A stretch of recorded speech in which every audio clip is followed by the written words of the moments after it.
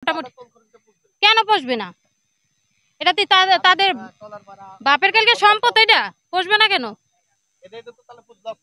কিরকম লস খাবে? 10 টাকা 20 টাকা কইলে স্টুডেন্টের 10 টাকা, আর হচ্ছে লোকাল জনগণের জন্য 20 টাকা। 1 কিলোমিটার দূরত্ব হলে দরকার কি? জনগণেরও তো চাহিদা মেটানোর জন্য তাদের মন মতনও তো হইতেই ফ্রি। ন্যায্য ভাড়া দিব, অর্ধেক ভাড়া দিব। হ্যাঁ 50 টাকা নিতে আছে, আমরা 20 টাকা দেবো, 25 টাকা দেবো, কিন্তু 50 টাকা তো বেশি হয়ে যাইতে আছে। 50 টাকা করে ভাড়া নিত, কোনো কম দিলে বলে উঠেন কেন, এত কমে উঠেন কেন?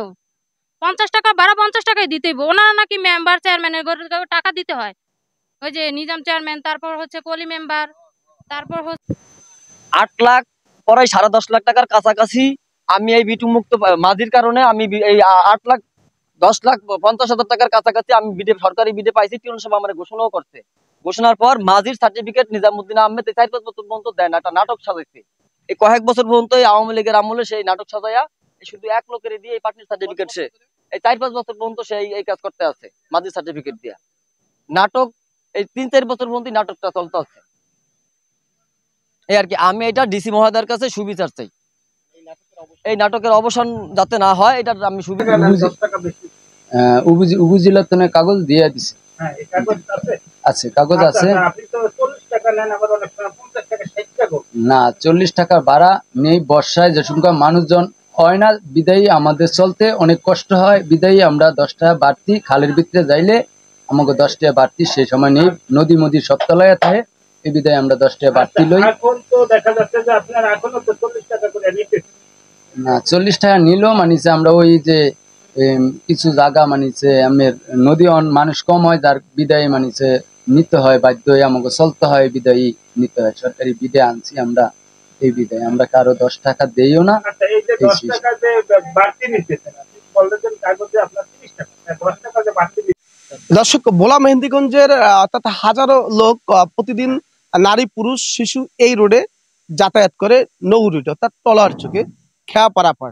এই পারাপারের স্থানীয় যাত্রীদের যেটা অভিযোগ তারা করছেন যে এখানে প্রায় 1 থেকে 1.5-2 হাজার মানুষ প্রতিদিনই সকাল সন্ধ্যা যাতায়াত করে, কিন্তু চরের ভিতরে। এটা দেখছেন দর্শক, একদম একটি ছোট্ট দোকান, চর, এখানে নেই কোনো যাত্রী ছাউনি। অর্থাৎ বর্ষার মৌসুমে বা রৌদ্র হলে মানুষের ভোগান্তির শিকার হয়, খাওয়ার জন্য অপেক্ষা করে, তখন সব সময় রোদ বৃষ্টি বন্যা তুফান লেগেই থাকে, কিন্তু মানুষের আশ্রয়ের জন্য প্রায় 1 কিলোমিটারের মধ্যে বাহাদুরপুর চরে কোনো বাড়িঘর নাই খেয়াঘাটের আশেপাশে। অর্থাৎ এখানে 2-3টা মাত্র দোকান, হাজারো মানুষের যাতায়াত, এটা বারবারই আমি বলেছি। কিন্তু এই যে মধ্য চরে প্রায় 1 কিলোমিটার বা আধা কিলোমিটারের মধ্যে কোনো যদি হঠাৎ করে বান তুফান শুরু হয়, অর্থাৎ আশ্রয় নেওয়ার জন্য নারী পুরুষ যারা এই রুটে মেহেন্দিগঞ্জের এবং ভোলা রুটে যাতায়াত করে আশ্রয় নেওয়ার মতো, অর্থাৎ নিরাপদ আশ্রয়ের মতো কোনো স্থান অদ্য পর্যন্ত নেই। তবু এই গাড়িটি ডাক হয় কখনো 8 লাখ টাকা, কখনো 48,000, কখনো 49,000। আমরা শুনতেছি অর্থাৎ এই গাড়িটি রাজস্ব খাতে আয় করে, আয় করার পরও উপজেলা প্রশাসন কেন যাত্রীদের 2 পারি একটি যাত্রী ছাউনি তাদের প্রয়োজনীয় কেন করে না, আমরা সেই উত্তর উপজেলা প্রশাসনের কাছে এবং জেলা প্রশাসনের কাছে আমরা রাখছি জনতার পক্ষ হয়ে।